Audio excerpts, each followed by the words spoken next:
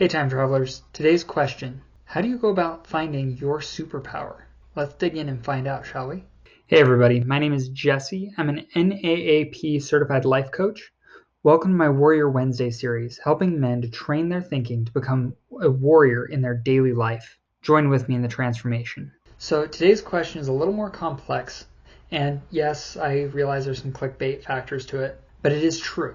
And so the question is, how do we figure out where our superpower or specialty lies, where we excel, where other people may struggle? And so one element of this is identifying where is it that you've gotten in trouble for growing up? Where is it that you've found that your brain is moving in directions that other people just don't understand? I'll give this as an expression with a comparison. What would have happened to Superman if he'd never learned to master his X-ray vision or his laser vision? I imagine with the laser vision, lots of random fires starting around the farm, at school, and possibly even causing incidental sunburns for people that were unexplainable. X-ray vision, I could see instances of him discovering things that he shouldn't have, that people are accusing him of inside trading or other factors, of him just gathering information from stray details that nobody else was able to piece together, but because he had that way his brain or eyes worked, that he was given that unfair advantage.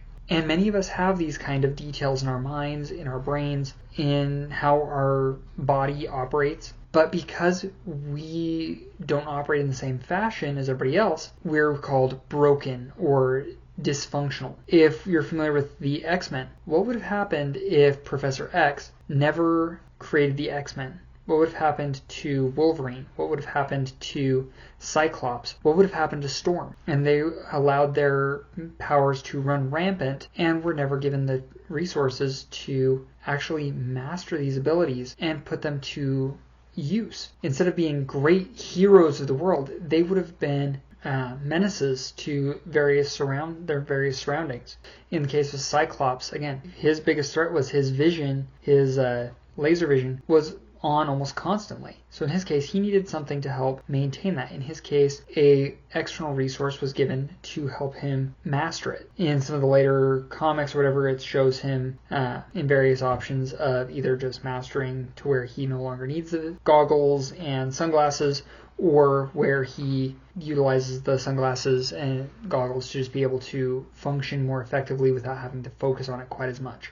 Storm, her emotions and her circumstances are tied to her ability to manipulate the weather. And if not given the resources and tools and an understanding mentor to help her master this, she could have easily created hurricanes and weather conditions that would have easily destroyed wherever she was living, in rainstorms, in water damage, in wind damage, without her really wanting to, lightning strikes. And so many of us have identified these areas of ADHD, again, attention deficit disorder, as a negative thing. But for many of us, these are resources that our brain has available. We just think in different patterns than the average person. And there is nothing wrong with that. If you look at the history, Michelangelo, Da Vinci, Socrates, all these individuals did not fit the stereotypical experience because of the way their brain worked. Today, I almost guarantee you that they would have been considered ADHD because they were focusing on everything going on around them and trying to keep things together. Michelangelo and Da Vinci both were known for being flakes and getting very distracted with their different tasks and priorities. If I remember right, Michelangelo is known for having all sorts of carving projects that were never finished, and he had patrons that were constantly getting after him. It's like, when are you finishing? I want my statue. Da Vinci was known for having notebooks upon notebooks of just various ideas that he would write down, and many of them were just ahead of his time, ranging from helicopters to gliders to airplane models that nowadays with modern technology we have no reason of justification why these would not work. But how are we taking these creative and powerful minded individuals and putting them in a box of calling them broken? If you look at someone who is labeled autistic, how many of them surrendered some element of social interaction for another mastery that they excel at, whether that's math, whether that is environmental structuring of different circumstantials. Frankly, one of the individuals that seriously revolutionized the farming industry was an autistic woman who was looking at the way that animals were being ranched and handled and absolutely changed the way that we were looking at it just with a little bit of extra empathy in a way that most people just weren't thinking about. But she raised the quality of life of these creatures. Now, I do think it has gone too far in many cases, but I'll leave that as it is on the side. But because of just her extra insight and the way she was looking at a situation, all because it started with her looking for a way to give herself a hug. Believe it or not, a lot of it goes back to that, her creating that contraption.